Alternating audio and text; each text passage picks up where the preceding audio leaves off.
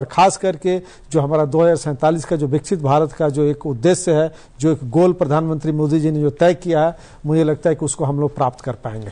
जी अजय सेठिया जी, यहाँ पर चुनाव में बेतहाशा खर्च होता है, ये बात सही है, मनोज जी ने ये बात सही कही है। संसद की कार्रवाई पर भी खासा खर्च होता है और बहुत सारे लोग जो हैं आम जनजीवन में ये कहते भी हैं कि हमारे टैक्स का ये पैसा है जो संसद की कार्रवाई पर लगता है, लेकिन संसद की कार्रवाई चल नहीं पाती है, हमें कुछ संसद की कार्रवाई से मिल नहीं पाता है। तो ये नजरिया जो आम लोगों का है उसे बदलने का प्रयास भी क्या संवेद रूप से तमाम दलों के सांसदों को मिलकर करना पड़ेगा और जिसका नेतृत्व जो है नए उपराष्ट्रपति राज्यसभा के सभापति के तौर पर जो है देश को दिखाएं।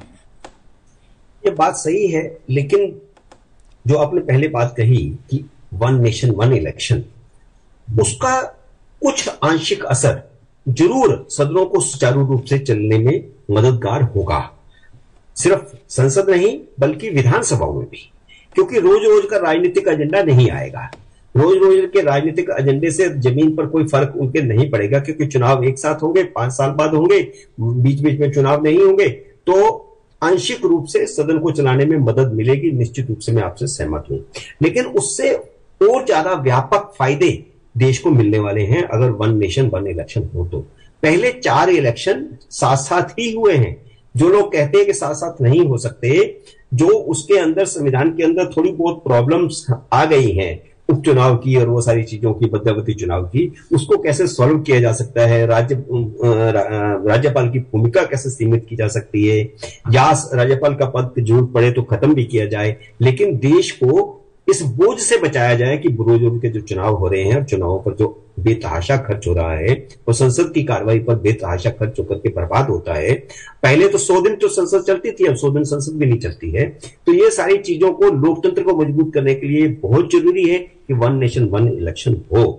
लेकिन अगर हम बात कर रहे थे कि सदनों में जो हंगामा होता है उसमें राजनीतिक दलों को अपनी ये मर्यादा बनानी पड़ेगी कि 3 घंटे रोज प्रश्नकाल, 377 और शून्यकाल, इन तीनों कालों में इन तीनों समय में वे अपने सांसदों को कोई निर्देश नहीं देंगे।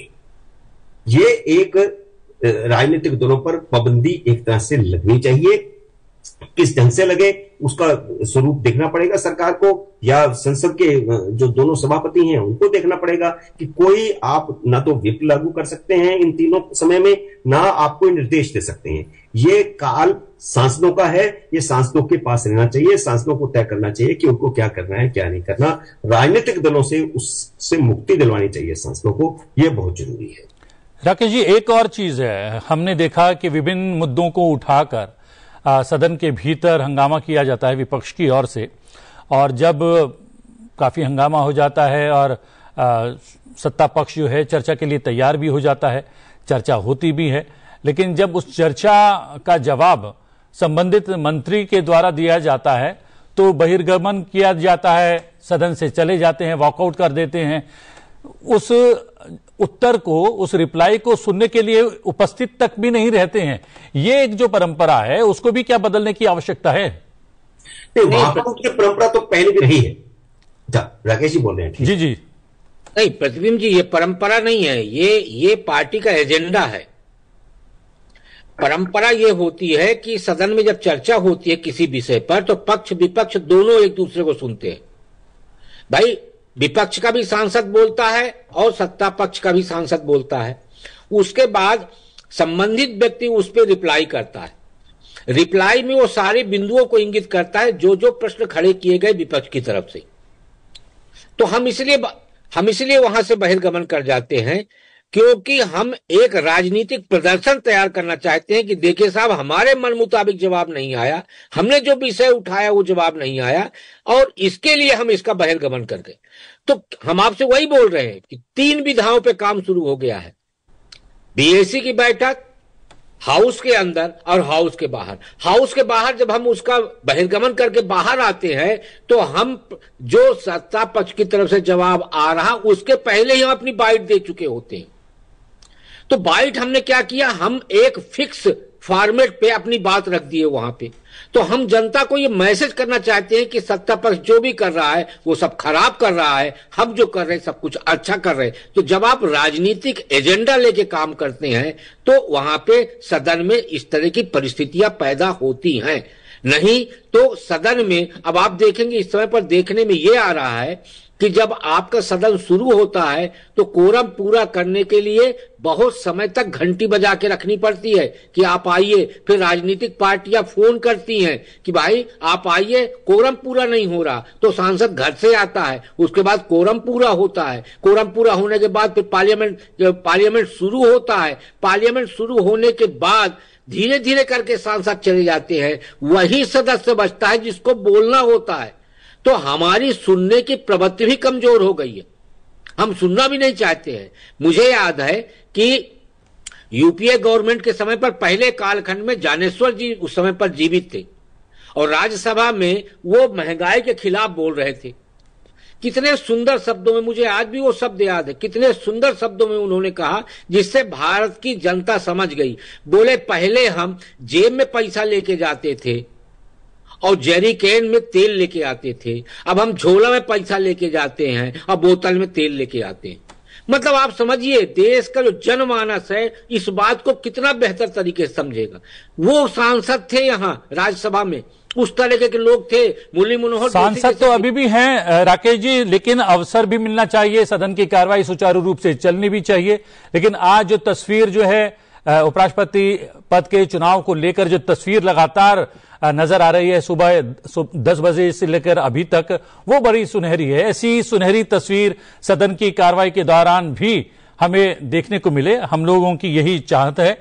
आप अजय सेतिया जी आपका, राकेश जी आपका और मनोज जी आपका स्टूडियो में आने के लिए बहुत बहुत धन्यवाद और अपनी विशेषज्ञता से इस पूरे प्रसारण को विशेष बनाने के लिए बहुत बहुत धन्यवाद। इस चूंकि 4 बज चुके हैं, 1 घंटे का मात्र समय रह गया है, वोटिंग पूरी होने वाली है, उसके बाद मतगणना होगी और आज ही देश को 15वां उपराष्ट्रपति मिल जाएगा और इस पर हम लगातार बने रहेंगे। बस एक छोटा सा ब्रेक लेते हैं।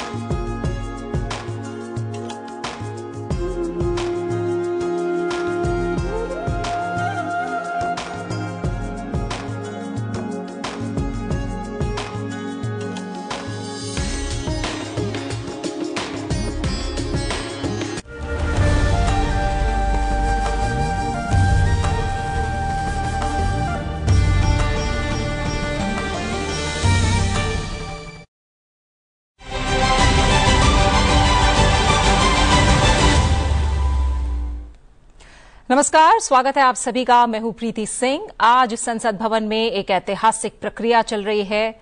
भारत का दूसरा सर्वोच्च संवैधानिक पद, उपराष्ट्रपति का पद, जिसका चुनाव आज हो रहा है और देश के अगले उपराष्ट्रपति कौन होंगे इसका निर्णय अब से कुछ देर बाद हो जाएगा।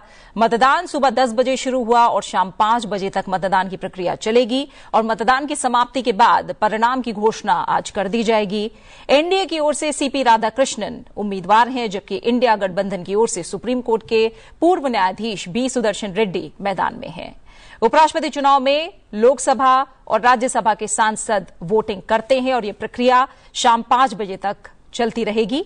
इस दौरान राज्यसभा के मनोनीत सांसद भी वोट डालते हैं। और इस संबंध में आपको यह भी जानकारी दे दें कि उपराष्ट्रपति पद का जो चुनाव होता है, इसे लेकर कोई भी पार्टी व्हिप जारी नहीं करती है और ये तमाम जो मतदान है वो गुप्त मतदान होता है। तो आज ये प्रक्रिया सुबह 10 बजे से जारी है, जो अब से कुछ देर बाद शाम 5 बजे तक चलेगी और आज ही जो नतीजे हैं वो हमारे सामने होंगे। जब मतदान शुरू हुआ आज सुबह, तो प्रधानमंत्री नरेंद्र मोदी ने सुबह सुबह अपने मताधिकार का इस्तेमाल किया है और आज वो सबसे पहले जिन लोगों ने वोट डाला उनमें से एक रहे और प्रधानमंत्री नरेंद्र मोदी ने आज सबसे पहले मतदान किया। उपराष्ट्रपति चुनाव 2025 अपने आप में ऐतिहासिक, अपने आप में इसकी महत्ता, सिग्निफिकेंस, और दोनों सदनों के सदस्य आज मतदान में हिस्सा ले रहे हैं। शाम 5 बजे तक, यानी अब से कुछ देर बाद तक आज मतदान होता है और प्रधानमंत्री नरेंद्र मोदी ने सबसे पहले आज अपने मतदान किया, मताधिकार का इस्तेमाल किया। देश का अगला उपराष्ट्रपति कौन होगा, आज इसका निर्णय होना है। 10 बजे जब प्रक्रिया शुरू हुई तो प्रधानमंत्री नरेंद्र मोदी सबसे पहले मतदान करने पहुंचे। परिणाम की घोषणा मतदान के बाद, यानी 5 बजे जब तक वोटिंग चलेगी, उसके बाद परिणाम की घोषणा होगी। सीपी राधाकृष्णन एनडीए की ओर से उम्मीदवार हैं। इंडिया गठबंधन की ओर से सुप्रीम कोर्ट के पूर्व न्यायाधीश बी सुदर्शन रेड्डी मैदान में हैं। और ये चुनाव जो है वो अपने आप में कई मायनों में अलग है, कई मायनों में दिलचस्प है। उपराष्ट्रपति का जो चुनाव है उसमें लोकसभा और राज्यसभा के सांसद वोटिंग करते हैं और मनोनीत सांसद भी, जो राज्यसभा के मनोनीत सांसद हैं, वो भी इस वोटिंग में हिस्सा लेते हैं। तस्वीरों में आप देख रहे हैं तमाम केंद्रीय मंत्री पहुंचे।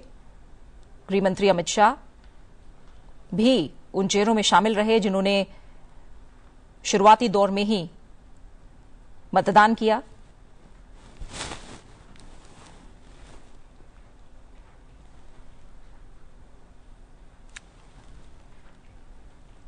आज का दिन भारतीय लोकतंत्र के इतिहास में बेहद अहम।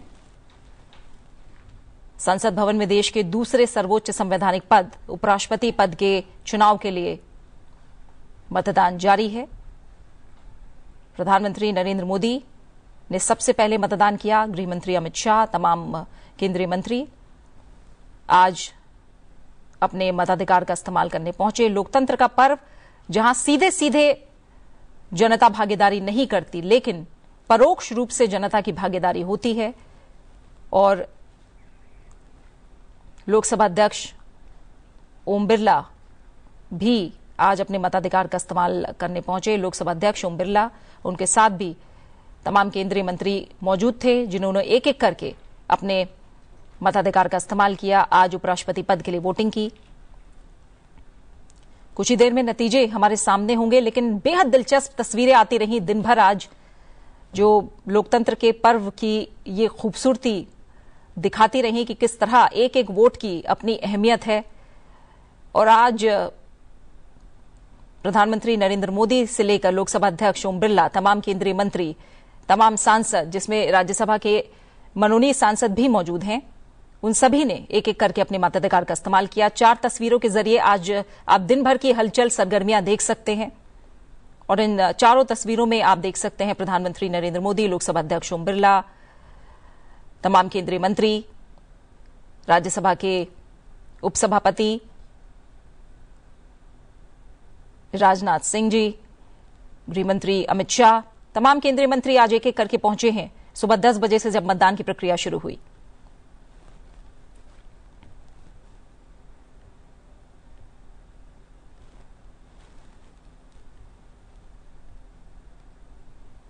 तो कुछ ही देर में नतीजे होंगे, लेकिन बहुत दिलचस्प तस्वीरें आज दिन भर आई जो आप देख रहे हैं।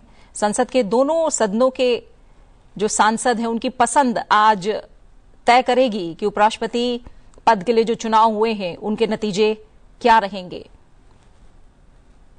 और अगले आने वाले 5 वर्षों तक राज्यसभा की कमान किसके हाथ में होगी।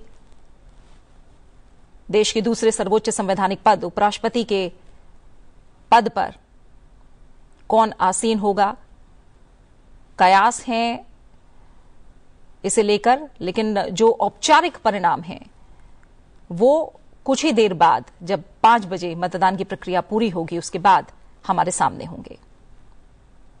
और ये चुनाव सिर्फ औपचारिकता मात्र नहीं है, ये चुनाव अपने आप में कई संदेश अपने आप में लेकर आ रहे हैं। इसके नतीजे आने वाले समय में संसद की कार्यप्रणाली, राजनीतिक संतुलन और राष्ट्रीय नीतियों पर भी गहरा असर डाल सकते हैं।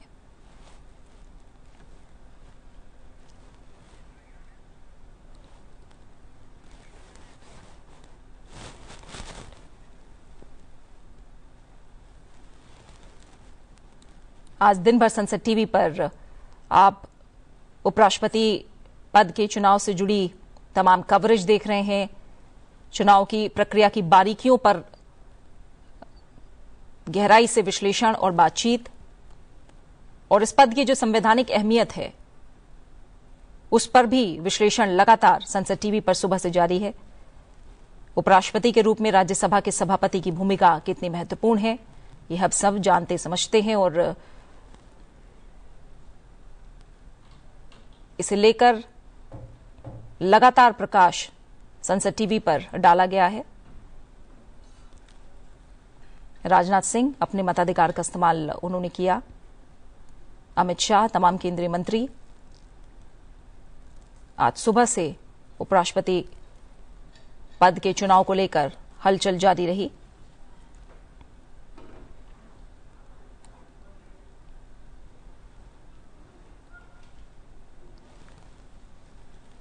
उपराष्ट्रपति पद की जो परंपरा रही है, वर्तमान और भविष्य, एक गहरे संकेत इसे लेकर 5 बजे तक चुनाव की प्रक्रिया जारी रहेगी और 5 बजे के बाद जो मतगणना का काम है वो शुरू होगा और औपचारिक नतीजों का ऐलान होगा।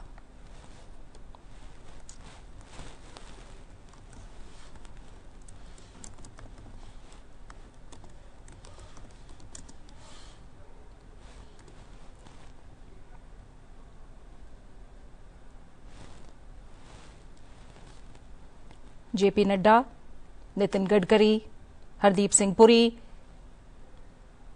आज तमाम खास चेहरे नजर आए, क्योंकि हम जानते हैं कि परोक्ष चुनाव है ये, और इसमें लोकसभा और राज्यसभा के जो सांसद हैं वो हिस्सा लेते हैं इस पूरी चुनाव प्रक्रिया में, और राज्यसभा के मनोनीत सांसद भी उपराष्ट्रपति पद के चुनाव में हिस्सा लेते हैं। उपराष्ट्रपति चुनाव एकल संक्रमणीय आनुपातिक प्रतिनिधित्व प्रणाली यानी सिंगल ट्रांसफरेबल वोट के तहत हर एक सांसद का मत गुप्त, और सांसद उम्मीदवारों के नाम के आगे प्राथमिकता दर्ज करते हैं, क्योंकि हमने देखा कि इस बार चुनाव में 2 उम्मीदवार आमने सामने, यानी 1 और 2 ये नंबर लिखकर हर सांसद ने अपनी प्राथमिकता तय की कि पहले नंबर पर वो किस उम्मीदवार को चुन रहे हैं और दूसरे नंबर पर वो किस उम्मीदवार को रख रहे हैं। ये जरूरी होता है कि आप अपनी जो पसंद है उसे 1 और 2 नंबर के जरिए जाहिर करें। अगर ऐसा कोई सांसद नहीं करते या नहीं कर पाते तो उसको अमान्य माना जाता है, उस वोट की गिनती फिर नहीं होती है। इसलिए सांसद उम्मीदवारों के नाम के आगे अपनी प्राथमिकता दर्ज करते हैं और वरीयता के अनुसार इसे वोट डालना कहते हैं। तो मुकाबला एनडीए के सीपी राधाकृष्णन और विपक्ष समर्थित बी सुदर्शन रेड्डी के बीच। लोकसभा और राज्यसभा दोनों के सदस्य मतदान प्रणाली के तहत सुबह 10 बजे से शाम 5 बजे तक मतदान कर रहे हैं। हालांकि हम सब जानते हैं कि उपराष्ट्रपति चुनाव का कोई आश्चर्यजनक परिणाम नहीं होगा। क्या परिणाम रह सकता है, इसके कयास, इसकी संभावनाएं जो हैं वो व्यक्त की जा रही हैं लगातार। लेकिन लोकतंत्र की अपनी खूबसूरती, जिसमें हम पूरी चुनाव प्रक्रिया देख रहे हैं, हालांकि इसे लेकर भी कई बार दो मत सामने आते हैं कि क्या उपराष्ट्रपति पद पर भी निर्विरोध निर्वाचन होना चाहिए या फिर एक लोकतांत्रिक प्रणाली के तहत, या जिसे हम कहें कि जो चुनाव लोकतंत्र की सबसे बड़ी खूबसूरती है उसके तहत चयन होना चाहिए।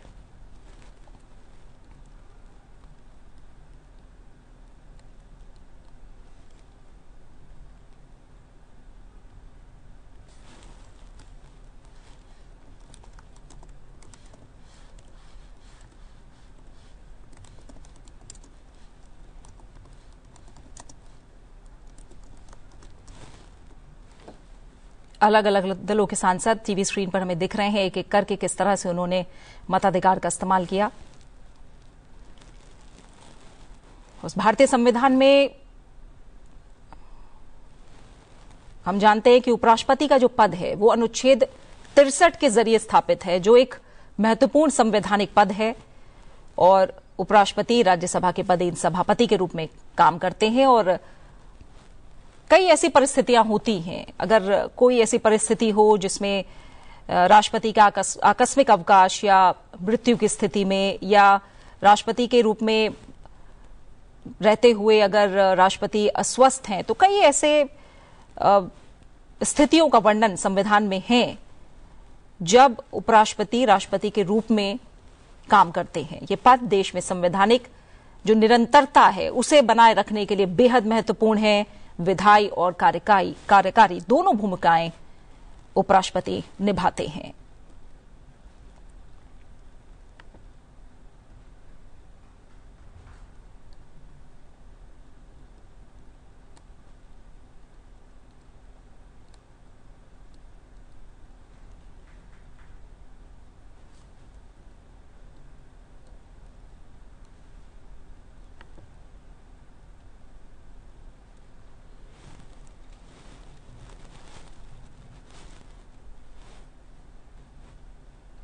पूरे चुनाव की प्रक्रिया अपने आप में अहम और अपने आप में अलग।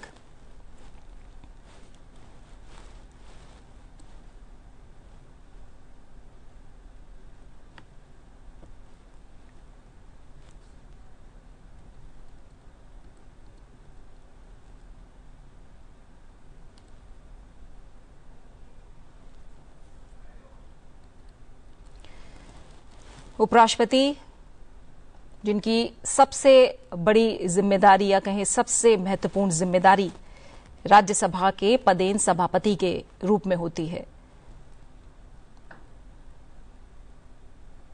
कांग्रेस अध्यक्ष मल्लिकार्जुन खड़गे, सोनिया गांधी तस्वीरों में दिख रही हैं और लगातार वो तस्वीरें हम आप तक लेकर आ रहे हैं जो आज सुबह से संसद भवन परिसर में दिखाई दी, क्योंकि आज एक बड़ा और महत्वपूर्ण दिन जब देश के उपराष्ट्रपति पद के लिए चुनाव हो रहे हैं। कुछ हल्के फुल्के अंदाज भी देखने को मिले और दिन भर ये सरगर्मियां आज संसद भवन में जारी रहीं, जब अलग अलग दलों के सांसद आज उपराष्ट्रपति पद के चुनाव के लिए अपने मताधिकार का इस्तेमाल करने पहुंचे।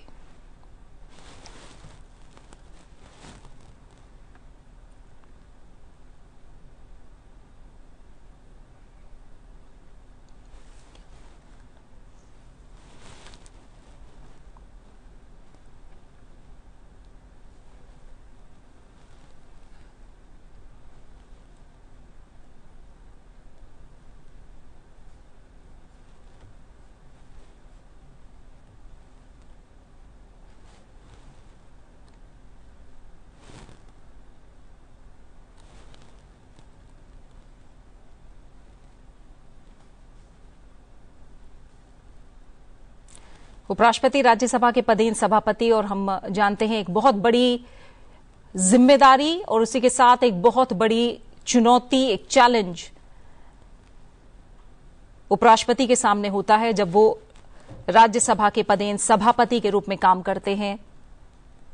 जब संसद की कार्यवाही चल रही होती है तो एक बड़ी जिम्मेदारी और बड़ी चुनौती सभापति के सामने होती है राज्यसभा के अंदर।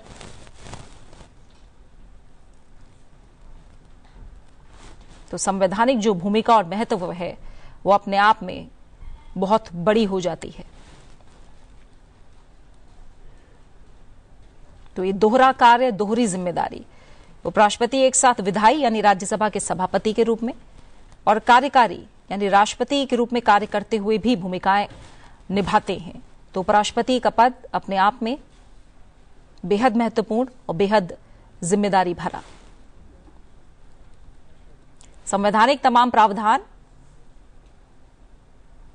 और तस्वीरें आप लगातार देख रहे हैं किस तरह से अलग अलग पार्टियों के सांसद आज पहुंचे और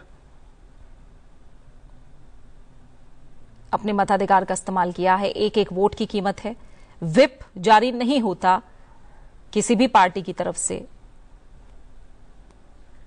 इसलिए अपने मन की आवाज सुनकर जिस भी उम्मीदवार को सांसद बेहतर उम्मीदवार मानते हैं उसे उपराष्ट्रपति पद के लिए वो वोट दे सकते हैं। इसमें पार्टी लाइन की कोई बाध्यता नहीं है, इसलिए कोई व्हिप जारी नहीं होता और हर सांसद अपने विवेक के अनुसार उपराष्ट्रपति पद के लिए वोट डाल सकते हैं।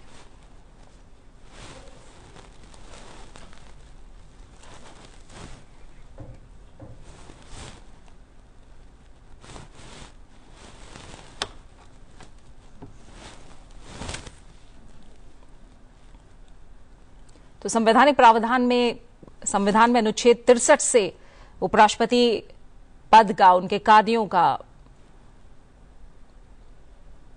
वर्णन मिलता है। अनुच्छेद 63 ये अनुच्छेद ये स्थापित करता है कि भारत का एक उपराष्ट्रपति होगा, यानी ये संवैधानिक पद है जो अपने आप में बेहद महत्वपूर्ण है। अनुच्छेद 64 ये बताता है कि उपराष्ट्रपति राज्यसभा के पदेन सभापति के रूप में कार्य करेंगे। और आज ये जो प्रक्रिया है ये कुछ देर और यानी शाम 5 बजे तक चलनी है। करीब करीब आधे घंटे से का ही समय है, 3 मिनट और ऊपर हम अगर कह लें तो करीब करीब आधे घंटे का समय और है जब मतदान की प्रक्रिया चलेगी शाम 5 बजे तक। तस्वीरों में लोकसभा अध्यक्ष ओम बिरला हमें दिखाई दे रहे हैं, तमाम केंद्रीय मंत्री भी दिखाई दे रहे हैं और प्रक्रिया शाम 5 बजे तक चलनी है। उसके बाद शुरू होगा मतगणना का काम और औपचारिक रूप से इस बात का ऐलान होगा कि देश के अगले उपराष्ट्रपति कौन होंगे।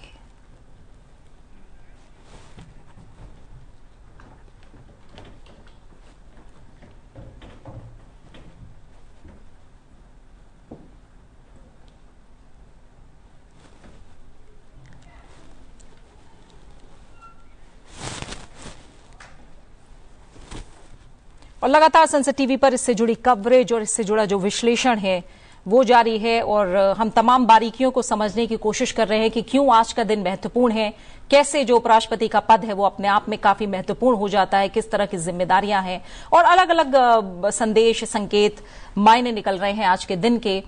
हमारे साथ सीनियर जर्नलिस्ट रामनारायण श्रीवास्तव जी भी स्टूडियो में जुड़ गए हैं, हम उनसे बातचीत करेंगे। रामनारायण जी बहुत बहुत शुक्रिया संसद टीवी के साथ जुड़ने के लिए। तो बस प्रक्रिया जो मतदान की है वो कुछ ही पलों बाद, करीब आधे घंटे बाद पूरी होने वाली है 5 बजे तक और उसके बाद जल्दी हम देखेंगे कि परिणामों की घोषणा होगी।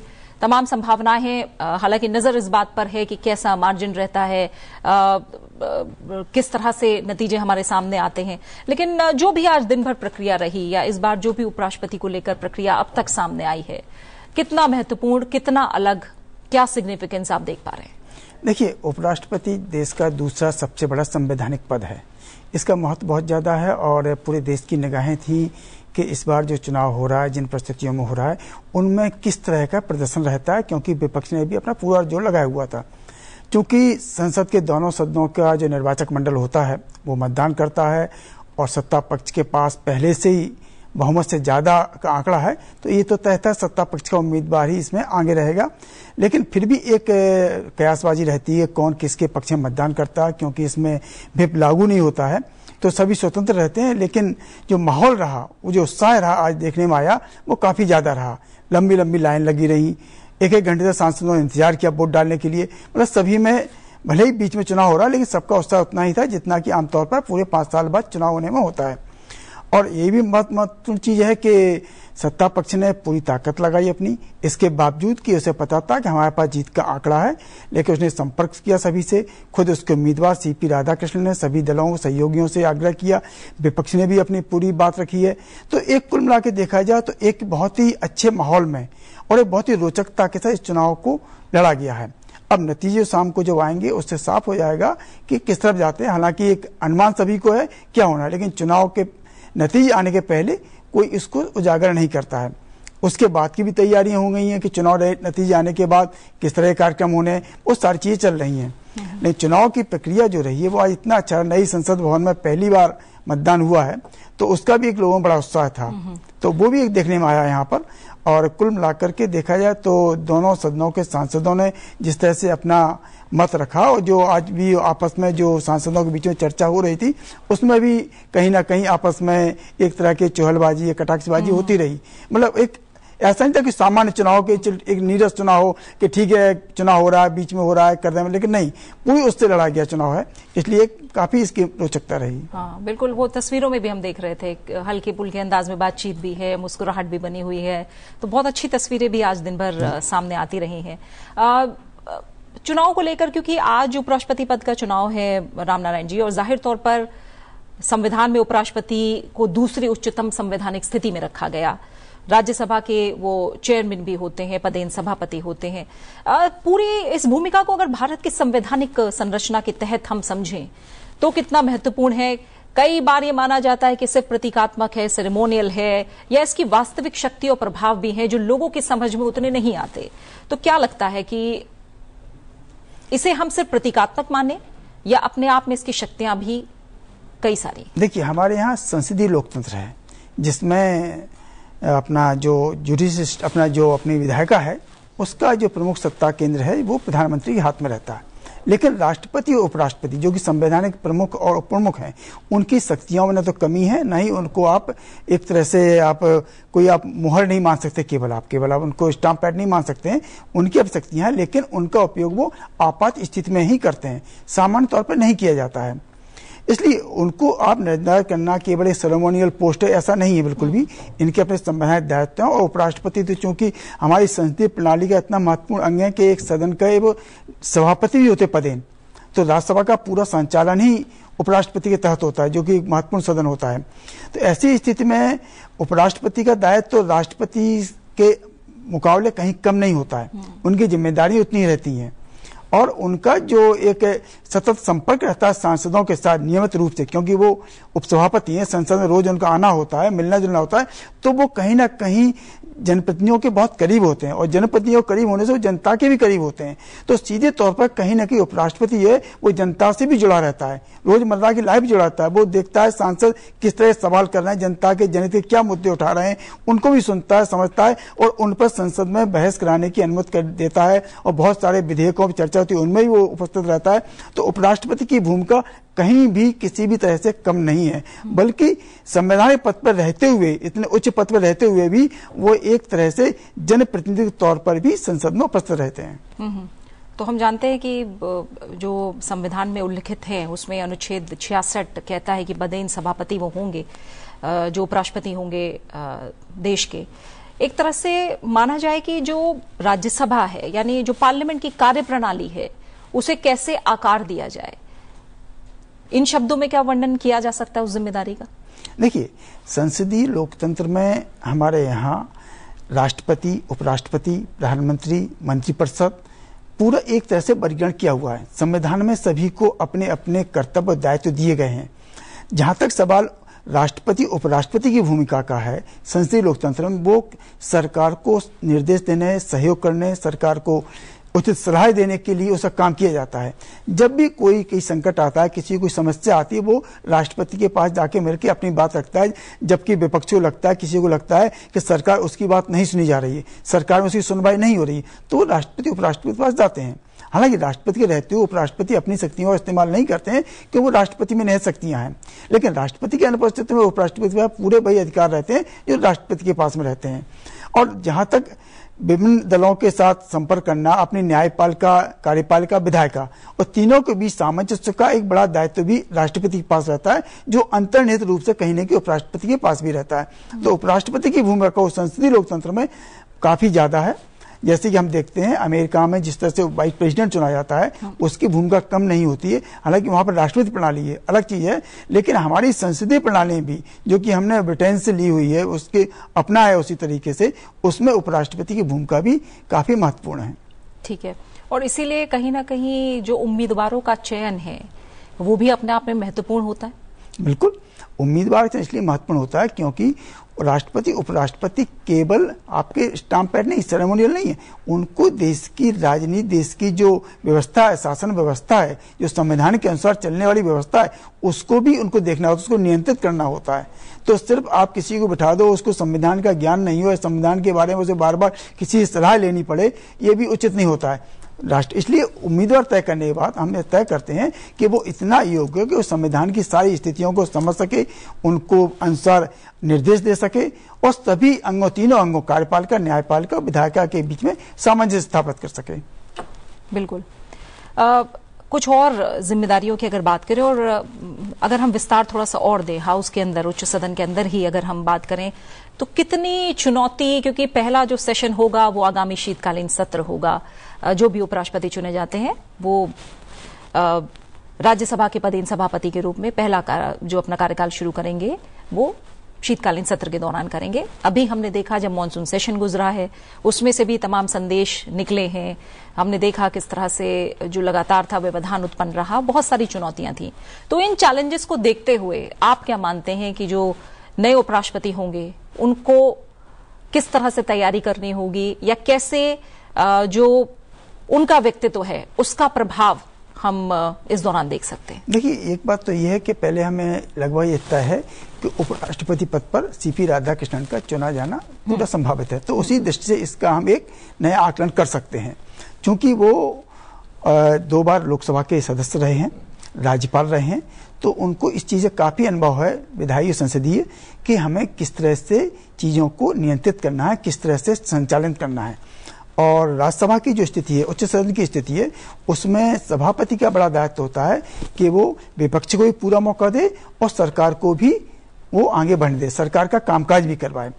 क्योंकि अभी राज्यसभा की जो स्थिति है उसमें सरकार के पास अपना बहुमत नहीं है, उसे बार बार विभिन्न मुद्दों पर लोगों से, सांसदों को समर्थन जुटाना पड़ता है, विपक्ष का सहयोग भी लेना पड़ता है। ऐसे में जब पिछले हम कई सत्रों को देखा है विपक्ष ने बहुत ही ज्यादा अड़ियल रुख अपनाया, बहुत हंगामा किया, उस समय सदन के संचालन को लेकर के राष्ट्रपति की, उपराष्ट्रपति की भूमिका होती काफी बढ़ जाती, क्योंकि उसी के दिशा निर्देश के अनुसार सदन का संचालन होता है। तो अभी जो चुनौतियां हैं पिछले कुछ सत्रों से हम देख रहे हैं, उसमें जो नए उपराष्ट्रपति होंगे उनके सामने भी ये चुनौती तो रहेगी कि वे सभी सदस्यों को, पक्ष को, विपक्ष को साथ लेकर के चलें और सबको पर्याप्त मौका दें, सदन भी स्थगित न हो, विपक्ष को कहने का मौका मिले, सत्ता पक्ष का कामकाज भी हो और देश की जनता की जो अपेक्षाएं हैं, सांसदों से जो उम्मीदें, वो भी पूरी हों। तो इन सारे पहलुओं को ध्यान में रखते हुए उपराष्ट्रपति के पास सभा के संचालन का जब दायित्व आएगा तो काफी चुनौतीपूर्ण कार्य रहेगा। बिल्कुल।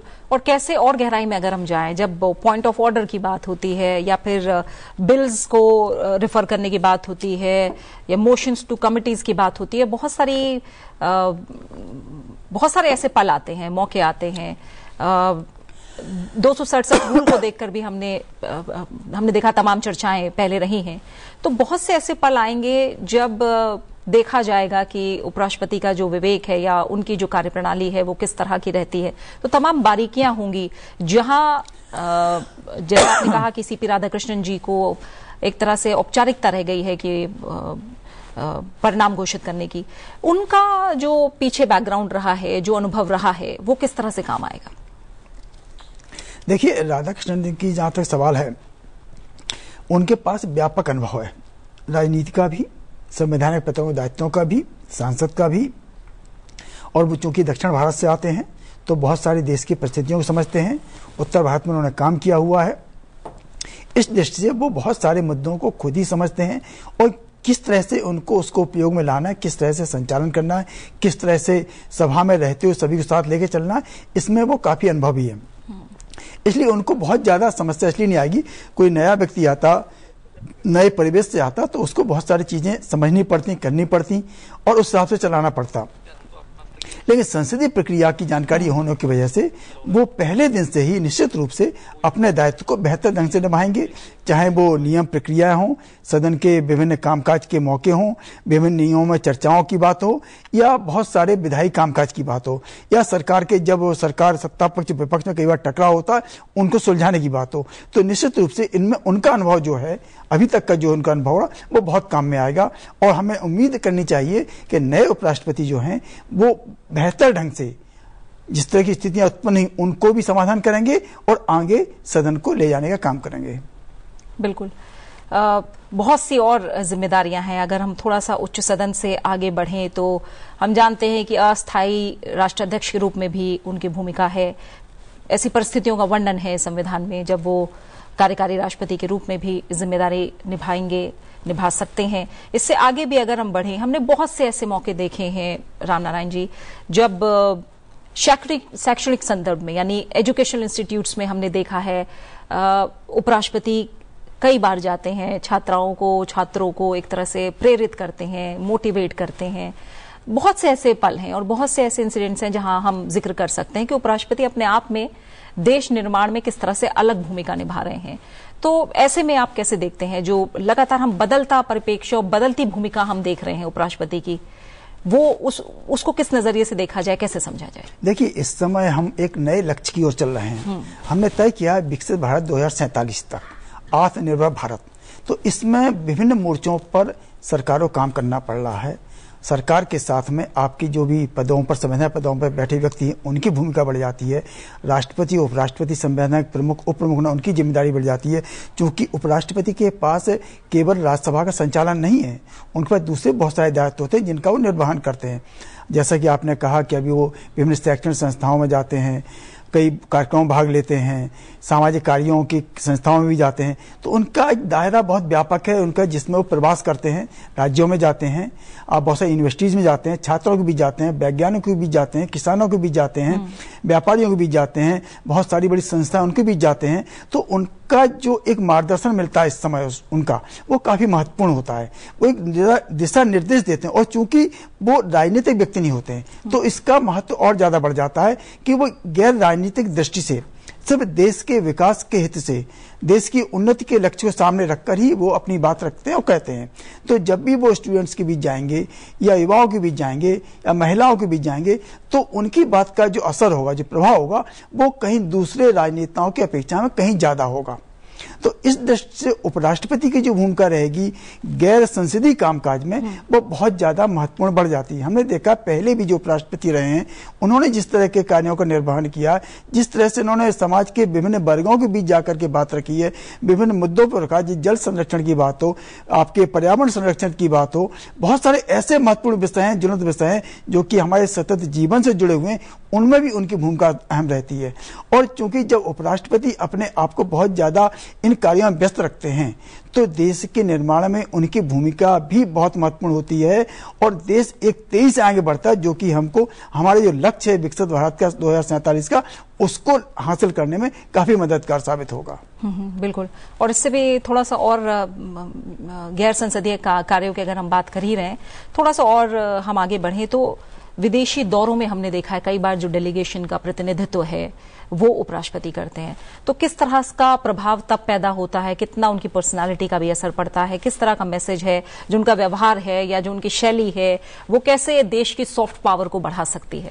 बिल्कुल। देखिए, अंतर्राष्ट्रीय संबंधों की जहां तक बात आती है तो बहुत सारे जो राष्ट्राध्यक्षों के जो आपस में बायलैटरल मीटिंग्स होती हैं, बहुत सारी तो पक्षी बैठकें होती हैं, उनमें भी उपराष्ट्रपति जाते हैं।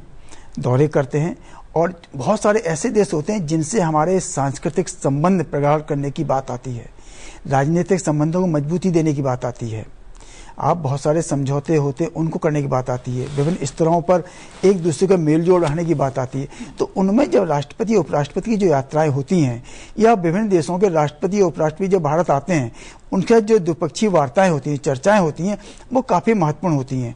क्योंकि उपराष्ट्रपति देश के दूसरे संवैधानिक प्रमुख हैं, तो उनकी जो यात्राएं रहेंगी, जो भी होती हैं, अभी रही हैं, उनमें कहीं ना कहीं वो देश का प्रतिबिंब बनकर जाते हैं, देश की संस्कृति के प्रतिनिधि के रूप में जाते हैं। तो कहीं जब जाते हैं, जो उन देशों में खासकर जहां हमारे दोस्त के हमारे प्रवासी बहुत रहते हैं, उनके बीच में एक सांस्कृतिक जुड़ाव बहुत तेजी से बढ़ता है। पहले हमने देखा पुराने जो उपराष्ट्रपति रहे हैं, उनके जो दौरे रहे हैं, उनके बीच में जो हमने एक नया पर्यावरण कायम किया है विभिन्न देशों के बीच में लोगों की जुड़ाव का, वो आज दिखाई देता है। हम जो प्रवासी भारतीय सम्मेलन करते हैं उसमें बहुत सारे देशों के प्रतिनिधि आते हैं, वो दिखाई पड़ता है। तो इन्हीं जो यात्राएं जो होती हैं तो पक्षी संबंधों वाली, उससे असर पड़ता है। और दूसरा, कई ऐसे काम होते हैं जिनको आप केवल सरकार, मंत्री, प्रधानमंत्री भरोसे नहीं छोड़ते हैं, उनमें दूसरे तरीके से भी काम करना पड़ता है, अलग अलग स्तरों पर काम करना पड़ता है, सौहार्दपूर्ण ढंग से और बिना राजनीतिक, बिना कूटनीतिक काम करना पड़ता है। तब हमको इस तरह की वार्ताओं की अहमियत बहुत ज्यादा महसूस होती है। और राष्ट्रपति उपराष्ट्रपति इस तरह के दौरों में इन संबंधों की प्रगाढ़ता को बढ़ाते हैं और देश के एक ऐसे संबंधों को मजबूत करते हैं जो कि वहां की जनता और भारतीय जनता के बीच आपसी रिश्तों को ज्यादा मजबूती प्रदान करते हैं। बिल्कुल। और एक बार फिर से अगर हम कैंडिडेट के चयन को लेकर बात करें रामनारायण जी, जैसे हमने पहले भी बात की, जो सोच और जो गहराई इसके पीछे दिखाई देती है, उसका वो संदेश भी कहीं ना कहीं देश में और दुनिया में जाता है। जब हम देखते हैं कि राष्ट्रपति पद पर एक जनजातीय महिला हैं, लोकसभा अध्यक्ष के रूप में हम देख रहे हैं उत्तर भारत से प्रतिनिधित्व है, अब पूरी कोशिश की गई है कि जो दक्षिण भारत है उसको प्रतिनिधित्व मिले, तो इसके भी अपने आप में व्यापक संदेश जाते हैं। बिल्कुल, देखिए, हम संसदीय लोकतंत्र में आपको क्षेत्रीय संतुलन, सामाजिक संतुलन और आपको व्यावहारिक रूप से भी आगे बढ़ना पड़ता है। हमारी जो देश की संस्कृति विविधता में एकता की संस्कृति है, हम सबको साथ ले आएंगे बढ़ते हैं। किसी भी वर्ग को, किसी भी क्षेत्र को, किसी भी समुदाय को, किसी भी सामाजिक वर्ग को ये महसूस नहीं होना चाहिए कि वो राजनीतिक रूप से उपेक्षित है। इसलिए हमारे जब भी जो सरकारें बनी, जो भी आपकी सत्ता तंत्र बना, उसमें सभी वर्गों को, सभी क्षेत्रों को, सभी सामाजिक समुदायों को शामिल किया गया। हमारी राष्ट्रपति महोदया हैं, वो आदिवासी समुदाय से आती हैं, वो पूरी भारत से आती हैं, वहाँ का प्रतिनिधित्व करती हैं। इस तरह के जो आदिवासी वर्ग में एक बड़ा संदेश जाता है, नई चेतना आती है। हमारे प्रधानमंत्री खुद उत्तर भारत और पश्चिम भारत का प्रतिनिधित्व करते हैं, वो पूरे देश का प्रतिनिधित्व करते हैं वैसे तो, लेकिन जिस आप क्षेत्र से आते हैं वहाँ के लोगों में एक नई गर्व की अनुभूति होती है। अब जब उपराष्ट्रपति महोदय दक्षिण भारत से आएंगे तो दक्षिण भारत के लोगों में एक नई गर्व की अनुभूति होती है कि हमारा एक प्रतिनिधि देश के बड़े संवैधानिक पद पर हमारा नेतृत्व कर रहा है देश का।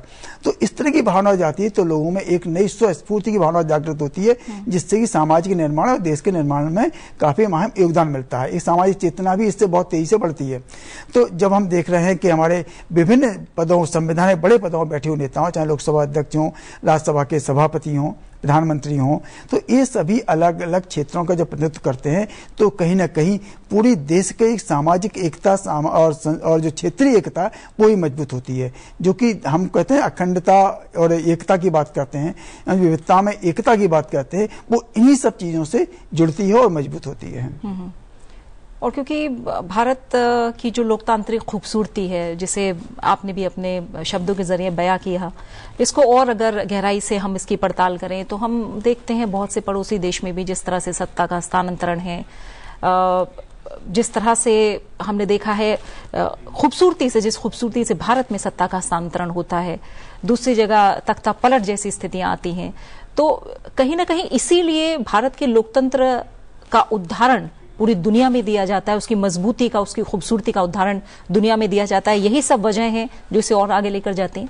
देखिए, हमारा लोकतंत्र दुनिया का सबसे बड़ा लोकतंत्र है और ये आज से नहीं, शताब्दियों से, हजारों साल से हम लोकतंत्री व्यवस्था में रह रहे हैं। 16 जनपद की व्यवस्था हमारे पास थी। हमने पूरी दुनिया को बताया कि लोकतांत्रिक व्यवस्था क्या होती है, जिसको कई देशों ने अपनाया। हालांकि बीच का एक कालखंड आया जिसमें हमें गुलामी की दौर से गुजरना पड़ा, उसने हमारी चीज की बहुत सारी छिन्न भिन्न हुई, हमको बहुत सारी समस्याओं का सामना करना पड़ा।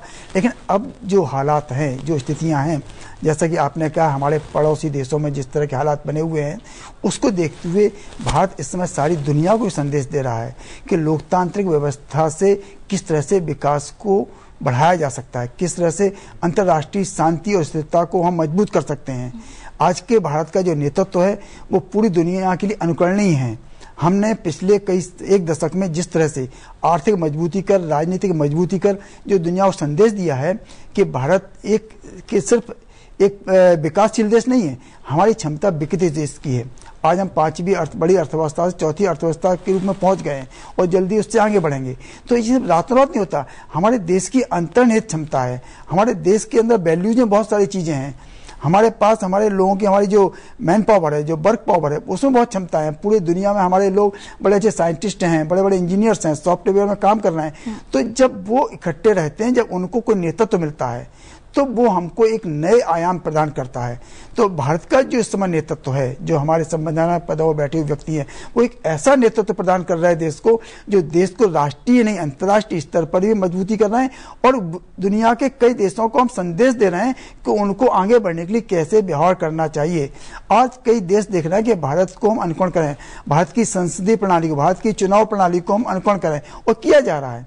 तो इस तरह का नेतृत्व जब देश में होता है तो भारत की अपनी जो गौरवशाली जो पुरानी परंपरा रही है वो एक बार फिर स्थापित होती है। ठीक है। और क्योंकि बस कुछ ही पल और रह गए हैं रामनारायण जी, जब आज जो चुनाव चल रहा है उपराष्ट्रपति पद को लेकर, उसकी प्रक्रिया, मतदान की प्रक्रिया पूरी हो जाएगी और उसके बाद हम देखेंगे कि चुनाव का जो परिणाम है वो हम सबके सामने होगा। इस पूरी प्रक्रिया पर, क्योंकि अब कुछ ही पल है, इस पर हम एक बार और बातचीत करते हैं। हम जानते हैं कि सिंगल ट्रांसफरेबल वोट सिस्टम है, किस तरह से ये राष्ट्रपति चुनाव से मिलता जुलता भी है लेकिन कई मायनों में अलग भी है। तो जो इस प्रोसेस की मैं एक तरह से कहूंगी लेजिटिमेसी है या कॉन्शियस बिल्डिंग कैपेसिटी है, या एक तरह से हम कहें इन तमाम चीजों को रीइंफोर्स करने की बात अगर हम कहें आज के दिन फिर से हम चर्चा के जरिए, तो कैसे आप मानते हैं कि कितना सोच समझकर ये संविधान सभा में निर्णय लिया गया होगा कि देश का जो दूसरा संवैधानिक पद है वो कई मायनों में तो राष्ट्रपति चुनाव की तरह रहेगा लेकिन कई मायनों में अलग भी रहेगा। तो इसकी सुंदरता कैसे देखते हैं? हमारी संसदीय प्रणाली की खूबसूरती जो है हमारे संविधान में निहित है। हमारे संविधान निर्माताओं ने बड़े लंबे व्यापक चर्चा करके, लंबा विमर्श करके, पूरा समय लेकर के, पूरे देश भर के विभिन्न वर्गों से आए प्रतिनिधियों की विचारों को समाहित करके संविधान का निर्माण किया, जिसमें एक ऐसी प्रणाली तय की गई जो कि संसदीय प्रणाली होने के बावजूद भी राष्ट्रपति, उपराष्ट्रपति जैसे महत्वपूर्ण पदों को, संवैधानिक पदों को भी उतना ही महत्व देती है जितना प्रधानमंत्री या कार्यपालिका प्रमुख को रहता है। तो उपराष्ट्रपति का जब अब हम बात कर रहे हैं, अभी उपराष्ट्रपति के चुनाव की बात कर रहे हैं, तो उसमें हम जो स्थिति पहुंचे हैं, जो हमारी संवैधानिक जो व्यवस्थाएं हैं, उसमें उपराष्ट्रपति के पास जो अधिकार रहेंगे और जो उनके पास अंतरिम शक्तियां हैं और उनका जो दायित्व है वो काफी ज्यादा महत्वपूर्ण है। और जो प्रक्रिया अपनाई जाई है इसमें, राष्ट्रपति के चुनाव है, उपराष्ट्रपति के चुनाव में अलग अलग प्रक्रिया रहती है। उसमें सारे देश के विधायक भी चुनाव करते हैं, पूरे देश के सांसद विधायक मिलकर के राष्ट्रपति को चुनते हैं। लेकिन उपराष्ट्रपति के चुनाव सिर्फ लोकसभा और राज्यसभा का निर्वाचक मंडल मिलकर करता है, दोनों सदनों के सदस्य। क्योंकि उपराष्ट्रपति को हमारे संविधान में राष्ट्रपति की छाया के रूप में, राष्ट्रपति के सहायक के रूप में देखा गया। और चूंकि हमारी संसद जो है वो 3 से मिलकर बनती है, लोकसभा, राज्यसभा और राष्ट्रपति, ये 3 अंग संसद के होते हैं। तो संसद में एक अंग है, लोकसभा जहां है वो तो जनता का पूरा निर्वाचक मंडल है, सीधे चुनकर आने सदस्य हैं। राज्यसभा के जो सदस्य होते हैं वो इनडायरेक्टली चुन के आते हैं, वो विधायकों द्वारा चुन के आते हैं। ऐसे में उपराष्ट्रपति जो संचालन करता है राज्यसभा का, वो उसी सांसदों के निर्वाचक मंडल से चुना जाता है। और संसदीय लोकतंत्र को मजबूत करने के लिए, हमारे दोनों सदनों को मजबूत करने के लिए उपराष्ट्रपति की भूमिका ज्यादा महत्वपूर्ण रहती है। ठीक है। और लगातार जो चर्चा है वो जारी रहेगी। रामनारायण श्रीवास्तव जी, आप भी हमारे साथ बने रहेंगे।